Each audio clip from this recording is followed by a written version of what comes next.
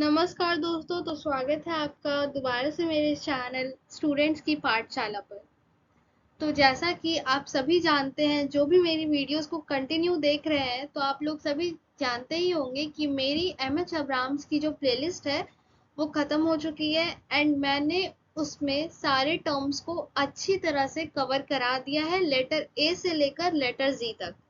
अगर आप लोगों ने वीडियो नहीं देखी है तो जाके प्लीज देख लो। कमेंट में बताना वो वीडियो आप लोगों को कैसी लगी। एंड हाँ, मैं उस वीडियो का, उस पूरी प्लेलिस्ट का लिंक जो है मैं वो डिस्क्रिप्शन बॉक्स में डाल दूंगी। ठीक है, अब बात करते हैं आज क्या वीडियो आने वाली है। सो ये जो वीडियो है, ये the Routledge history of literature in English and Ireland, ये बहुत इंपॉर्टेंट किताब है। आप किसी भी टॉपर का इंटरव्यू देख लो या फिर आप किसी भी टॉपर से बात कर लो, तो वो आपको ये बुक जरूर रिकमेंड करेगा पढ़ने के लिए, ताकि आपका जो नेट का एग्जाम हो या CUET, set, TGT, PGT and re triple S B, जैसा भी एग्जाम हो, ये बुक को पढ़ने से आपका क्लियर हो जाएगा। ठीक है, अगर आप लोग एक बिगनर हो और आप लोग राउटलेज या फिर विलियम जे लॉन्ग को रेफर कर रहे हो, तो कॉन्ग्रेचुलेशंस, आप बिल्कुल सही राह पे हो। ठीक है, तो आज की ये वीडियो में हम लोग डिस्कस करने वाले हैं इजी एक्सप्लेनेशंस। राउटलेज के जितने भी चैप्टर्स होंगे, मैं पार्ट वाइज उनका इजी एक्सप्लेनेशंस लाऊंगी। ठीक है, हम लोग यहाँ पे इंपॉर्टेंट की पॉइंट्स को डिस्कस करेंगे एंड मैं आपको नोट्स भी प्रोवाइड करूंगी। ठीक है, जो आपके एग्जाम के पर्पज से बहुत इंपॉर्टेंट होगा। यहाँ पे आप लोगों को लेंदी लेंदी नोट्स नहीं मिलेंगे, यहाँ पे आप लोगों को एकदम शॉर्ट वे में राउटलेज की जो बुक है वो कवर करा दी जाएगी। ठीक है, एंड आप लोगों को ये वीडियो जो है वो काफी ज्यादा हेल्प करेगी आपके एग्जाम्स में। तो बिना किसी देरी के चलिए शुरू करते हैं। और हाँ, आप लोग कमेंट में जरूर बताना मुझे कि मुझे ये सीरीज को कंटिन्यू करना चाहिए या नहीं, क्योंकि अगर आप लोग नहीं बताओगे तो मुझे पता भी नहीं चलेगा कि किसी को वीडियो पसंद आ रही है नहीं आ रही है, तो मैं कैसे बनाऊंगी वीडियो। ठीक है, तो आप लोग प्लीज कमेंट कर जरूर कर देना कि मैं इसको कंटिन्यू करूं या ना करूं। ठीक है, चलिए स्टार्ट करते हैं। तो सबसे पहले राउटलेज की जो बुक में है ना, वो बिगनिंग दी हुई है इंग्लिश लिटरेचर की, एक ऐसा टॉपिक है। ठीक है, तो यहाँ पे हम लोग old English and middle English से शुरुआत करते हैं। ठीक है, सबसे पहले introduction, definition and scope of literature. ठीक है, तो literature is as old as human language, as new as the future. ठीक है, लिटरेचर जो है वो ह्यूमन लैंग्वेज के जैसे ओल्ड है और न्यू है एकदम फ्यूचर के जैसे। ठीक है, it exist in various forms such as book, videos, television, radio, CDs, computers, newspapers and all media of communications. ठीक है, ओरिजिन्स ऑफ लिटरेचर, लिटरेचर का ओरिजिन क्या है। ठीक है, literature begins with the words and speech, the first literature is oral. इसको ध्यान में रखना कि जो हमारा पहला लिटरेचर था वो क्या था, वो ओरल था।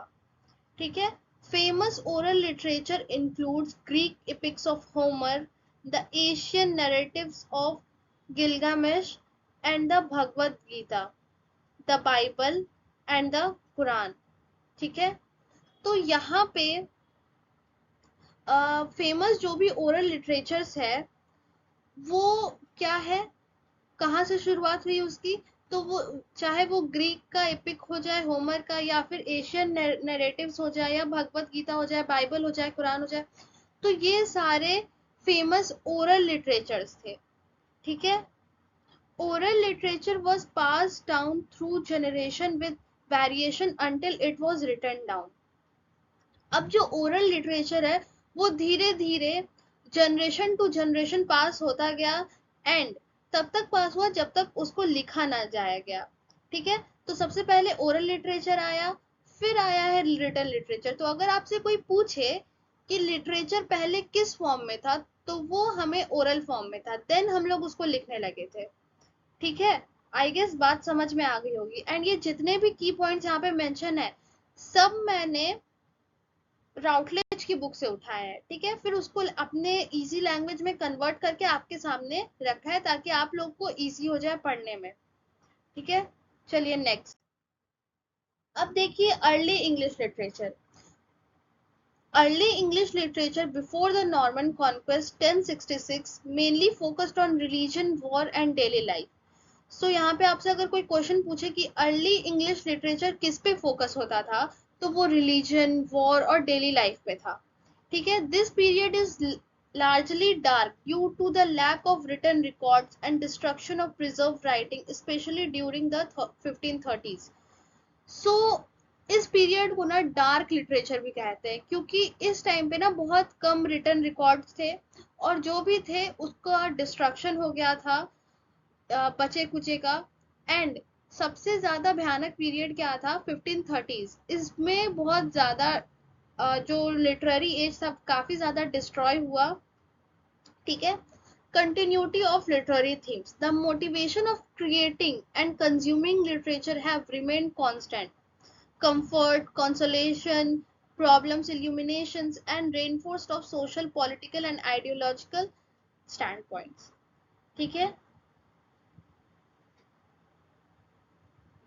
अब जो मोटिवेशन था लिटरेचर को लिखने का, ठीक है, वो खत्म नहीं हुआ।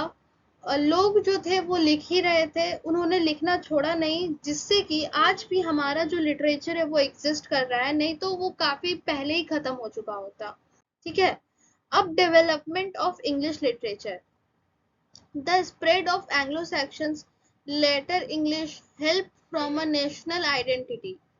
Influences on English include Icelandic, Vikings, Latin, French, Germanic, Celtic, as well as local cultural and social forces. अब देखो इंग्लिश लैंग्वेज कैसे डेवलप होती है। अब एंग्लो सैक्सन्स की वजह से फिर लेटर इंग्लिश आया, ठीक है।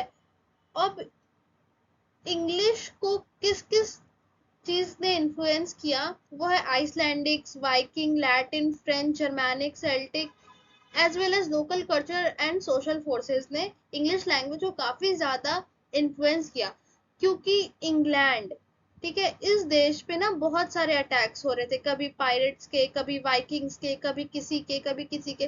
तो जब लोग एक लैंड पे आते हैं तो वो सिर्फ अपना सामान, अपनी चीजें लेके नहीं आते, वो साथ में अपना कल्चर, अपनी लैंग्वेज सब लेके आ रहे हैं। तो आप ही सोचो कि इतने सारे लोग जब यहाँ आके कब्जा करेंगे, जब रहेंगे, तो क्या इस कंट्री पे प्रभाव नहीं पड़ेगा नए नए लैंग्वेजेस का। तो इसी तरह से हमारी जो इंग्लिश है वो डेवलप होते गई। इसीलिए आज भी इंग्लिश में काफी ज्यादा फ्रेंच वर्ड्स हमें देखने को मिलेंगे, ठीक है। बहुत ज्यादा इंग्लिश में फ्रेंच वर्ड्स देखने को मिलेंगे, लैटिन वर्ड्स भी, हर तरह के हमको इंग्लिश में वर्ड्स देखने को मिलते हैं, क्योंकि इंग्लैंड में बहुत सारे अटैक्स हुए थे जिसकी वजह से इंग्लिश को काफी ज्यादा इन्फ्लुएंस किया गया इन लैंग्वेजेस से, ठीक है। आई गेस आप लोगों को बातें समझ में आ रही होंगी, एंड अगर आ रही है तो प्लीज लाइक कर दो, सब्सक्राइब कर दो, एंड चैनल पे नए हो तो प्लीज इसको शेयर भी करो एंड सब्सक्राइब भी करो। एंड अगर आप लोग को वीडियो में कोई सी भी दिक्कत आ रही हो तो प्लीज कमेंट में जरूर बता देना, मैं उसको नेक्स्ट टाइम से सुधार लूंगी, ठीक है। अब significance of literary preservation. The preservation of literature, despite its fragility over centuries, highlight the enduring human needs to express and share experience through stories. Next. अब देखो यहाँ पे ना राउटलेज की ही बुक से ये सारे हैं, तो आप लोग इसको प्लीज अपने कॉपी में नोट डाउन कर लो, क्योंकि आजकल क्रोनोलॉजी बेस्ड क्वेश्चन ज्यादा बन रहे हैं और ये डेट्स है तो ये काफी ज्यादा इंपॉर्टेंट होंगे। मैं वन बाय वन करके आप लोग को बता देती हूँ कि कौन कौन से डेट्स में क्या क्या हुआ था, ठीक है। और उम्मीद है आप लोग इसको कॉपी में नोट डाउन कर रहे हो, अगर नहीं कर रहे हो तो प्लीज कर लो, ठीक है, ये आप ही को हेल्प करेगा। चलिए 1410, इसमें क्या हुआ था, withdrawal of the Roman legends from Britain. 450, Anglo Saxon and Jutish invasion from north west Germany. इसमें ना इंग्लैंड पे एंग्लो सैक्सन और ज्यूटिश का इन्वेजन हुआ था। ये लोग कहाँ से आए थे, नॉर्थ वेस्ट जर्मनी से आए थे। अब अर्ली अर्ली 6th सेंचुरी में क्या था, किंग आर्थर का रूल था वेसेक्स में 1537 में, ठीक है। 1597 में क्या हुआ था, establishment of Saint Augustine Christian missionaries at Canterbury. This is also a very important key point. Please note it down. And if you are not noting it, then please take a screenshot of it. Okay. 1793 to 95 Viking का invasion हुआ था। इसमें Vikings कौन कौन थे, Danish and Norwegian in Scotland, northern and eastern England पे इन्होंने कब्जा किया था। 1802 England united under king Egbert of Wessex.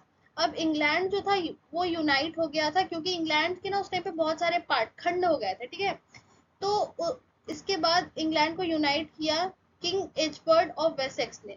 अब इंग्लैंड जो है इनके रूल के अंदर चल रहा था। इनका क्या पीरियड हुआ था इनका, तो 1802। ये सब आप सारे पीरियड्स याद रखिएगा प्लीज, बहुत इंपॉर्टेंट है। 1885 partition of England under the king Alfred the great, ठीक है। किंग एल्फ्रेड द ग्रेट के अंडर पार्टीशन ऑफ इंग्लैंड हुआ था, ठीक है, 1885 में। 1917 to 26 England reoccupied Danish held territories, ठीक है। इंग्लैंड को फिर से ऑक्यूपाई कर दिया गया, किसने, डैनिश के टेरिटरीज ने। 1013 डैनिश कॉन्क्वेस्ट हुआ था, ठीक है, और 1016 और 1042 में मोनार्की आया था। अब 1066 में जो था वो English king Edward the Confessor का डेथ हुआ था। Election of Harold son of Godwin as king. अब जो था फिर कौन किंग बना था, सन ऑफ गॉडविन, ठीक है। Norwegian forces defeated at Stamford Bridge near York. Norman conquest, Harold defeated by William of Normandy at Hastings. तो ये वाला की पॉइंट इंपॉर्टेंट है। नॉर्मन कॉन्क्वेस्ट भी हुआ था 1066 में, ठीक है। इसमें हारोल्ड डिफीटेड बाय, हारोल्ड को किसने हराया था, विलियम ऑफ नॉर्मैंडी ने हराया था हेस्टिंग्स में, ठीक है। आई गेस आप लोग को ये सारी चीजें समझ में आ गई होंगी, और यहाँ पे होता है मेरी वीडियो का एंड। नेक्स्ट पार्ट आएगा राउटलेज का ही, ठीक है। नेक्स्ट पार्ट में हम लोग राउटलेज के अनदर पेजेस करेंगे, है ना। तो आप लोग प्लीज कमेंट बॉक्स में मुझे बताओ कि मुझे ये सीरीज को कंटिन्यू करना चाहिए या नहीं। अगर आप लोगों ने लाइक नहीं किया है तो प्लीज कर दो, क्योंकि मैं उदास हो जाती हूँ अगर आप लोग लाइक सब्सक्राइब नहीं करते हो। तो अगर आपका एक लाइक ना मुझे बहुत ही ज़्यादा खुश कर देता है, तो प्लीज़ सब्सक्राइब भी कर दिया करो। हाँ हाँ, मुझे पता है मेरी ड्राइंग अच्छी नहीं है, बहुत गंदी है, लेकिन फिर भी please guys like subscribe and share कर दो, एंड ज़्यादा दोस्तों को शेयर करो। एंड हाँ, फिर से रिमाइंड करा रही हूँ, कमेंट में बता देना कि मुझे ये सीरीज़ को आगे बढ़ाना चाहिए या नहीं, या रोक दूँ यहीं पे, ठीक है। तो प्लीज़ मेरी बातों को फॉलो करो एंड अच्छे मार्क्स लाओ, खूब तरक्की करो। मिलते हैं नेक्स्ट वीडियो में, तब तक के लिए bye and all the best. आप लोग जिसकी भी तैयारी करें उसके लिए, चलिए।